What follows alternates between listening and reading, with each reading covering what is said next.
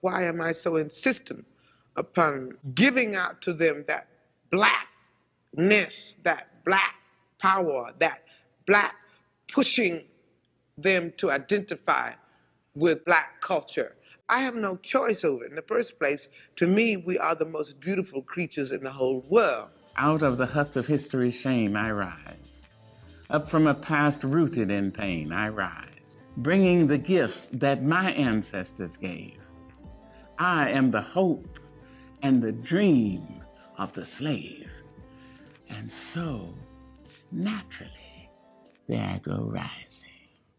I am who I am, one black woman, and I got to where I am, and I stand as I am, as Maya Angelou often said, and says in her poem to our grandmothers, every time you see me, I come as one, but I stand as 10,000. Every time you see me, I come as one, but I stand as 10,000. So it's just not me standing up here. It's my mother, my grandmother, her mother, the mother before her, her grandfather, every uncle who prayed, every sister who cried, every aunt who sacrificed, those whose names made the history books, those whose names never could make the history books, who allowed me to come as one and stand as 10,000. So oftentimes when I walk into a room, just as cool as you please, and I can't see another black face in a 50-mile radius, I stand and sit at the boards as one, but I'm bringing the 10,000 behind me. When you tell a black woman that she can't do something, you better be prepared to be proven wrong. In my experience, a determined black woman is like a heat-seeking missile. She will not stop until she hits her target by any means necessary. Last week, we learned that black women are the most educated. So it shouldn't be surprising that black women are the fastest growing group of entrepreneurs in the United States as well. The number of businesses owned by black women grew by 322% since 1997. Making black women the fastest growing group of entrepreneurs overall. The number of women-owned businesses grew by 74% between 1997 and 2015, a rate that's 1.5 times the national average. Women now own 30% of all businesses in America, accounting for some 9.4 million firms, and black women control 14% of these companies, or an estimated 1.3 million businesses. These businesses have added an estimated 376,500 jobs to the economy and are generating $51.4 billion in revenues, while employment at companies owned by men has actually declined. A recent report stated that the growth in women-owned businesses is due to the lack of fair pay, fair promotion, and family-friendly policies found in corporate America. When you look at the statistics and you know how this male-dominated society that values whiteness works, you learn that black women are impacted more significantly by all of the negative factors that all women face. So it's not surprising that black women have decided to invest in themselves. Black women are launching companies in growing numbers across the world, not just America. The Build Institute is an organization that teaches the basics of starting and running a successful business. They reported that 60% of its students are black women. Did you know the richest black woman in the world is a woman from Angola, Isabel dos Santos, with a net worth of $3.3 billion. She's the daughter of Angola's president, and not only is she currently the richest woman in Africa, she's also ranked the 8th richest person in Africa, period. She's a very successful investor with investments in cell phone companies and banks. She's then followed by Oprah Winfrey, who has a net worth of $3 billion. The majority of her riches were generated from her 25-year daytime TV show and her production company. She even helped create celebrities like Dr. Phil, Dr. Oz, and Rachel Ray, just to name a few. Without Oprah, where would they be now, huh? Oprah has also spent $100 million building the Oprah Winfrey Learning Academy for girls in South Africa. The third richest black woman in the world is Nigeria's Folorunsho Alakija. She's the first female billionaire from Nigeria. She made her billions from oil and fashion.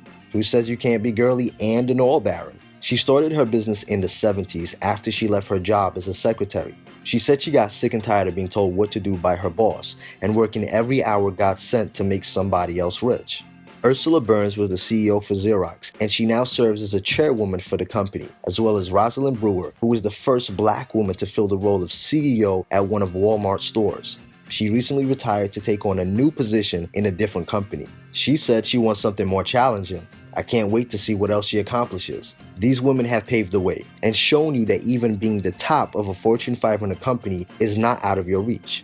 That's pretty amazing, right? We should all strive to be as successful as these women. Throughout history, black women have founded businesses, transformed industries, revolutionized fashion, television, magazine, music, and created jobs. Sadly, oftentimes without their well-deserved recognition.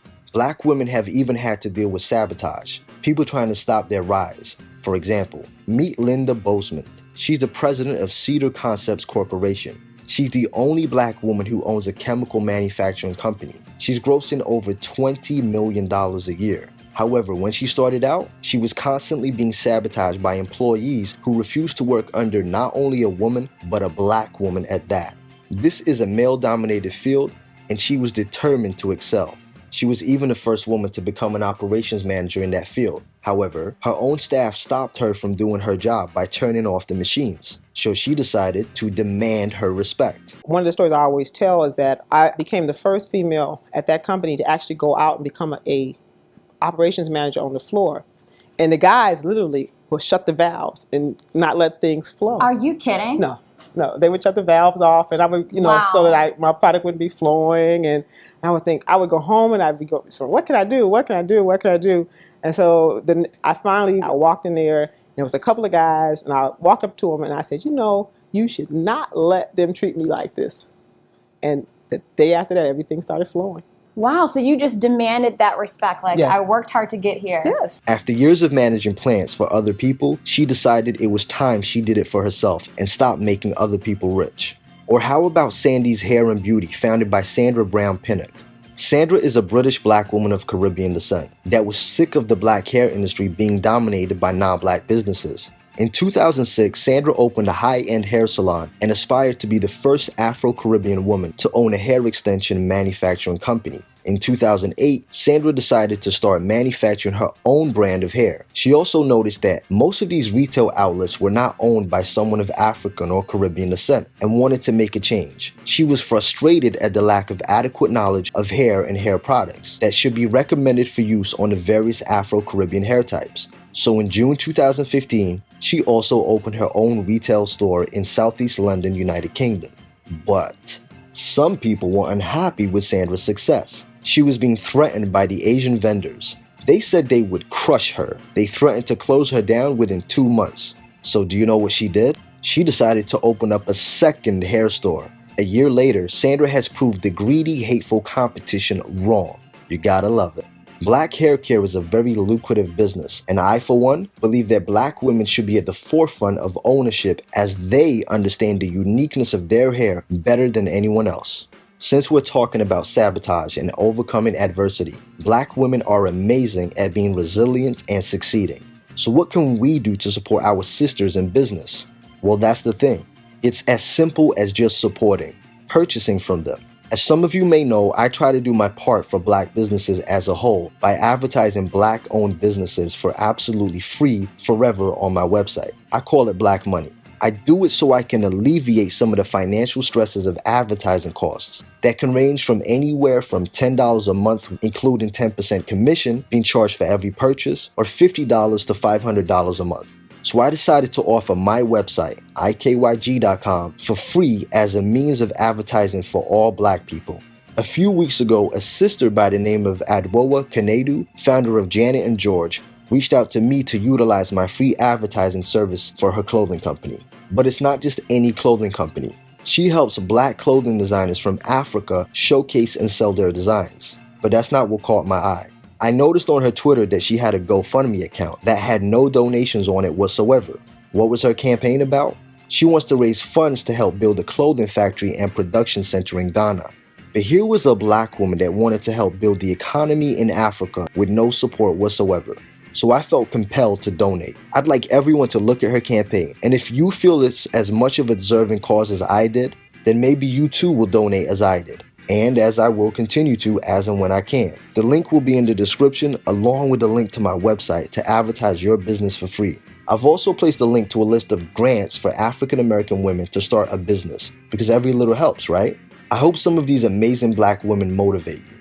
I think it's pretty obvious. Black women are amazing. Peace, love, and coconut oil. Hey man, that's racist. Please remember that from now on, brand new never before seen videos, as well as live streams, will only be available on my website, ikyg.com, via a Patreon subscription. ikyg.com is a Black-owned, Black-ran platform, 100% free from censorship. It's the only place where we don't have to worry about what we say and expressing ourselves. Make sure you check out the description and the comment section for important links, as well as information in video form that shows you what benefits you get when you support the site and join my Patreon.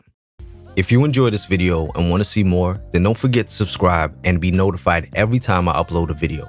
For exclusive content and perks, check out my Patreon. This is where we have private live streams, group chats, live Q&As, live phone calls, and open topics. This is a safe space where you can interact with other like-minded people, make friends, send each other direct private messages, and so much more without any trolls. And yes, you get to use GIFs and images in the live chats. So what are you waiting for? This is a completely independent website, free from censorship. If you'd like to make a donation towards the site so we can continue to put out the truth without fear of being silenced, then please hit that donation button. It's greatly appreciated. Check out the rest of the site for videos, private and public live streams, find out all the tea, and make sure to utilize the Black Money section of the website. Advertise your business absolutely free to people that look like you, free forever. And don't forget to follow me on Instagram and Twitter at angel_IKYG.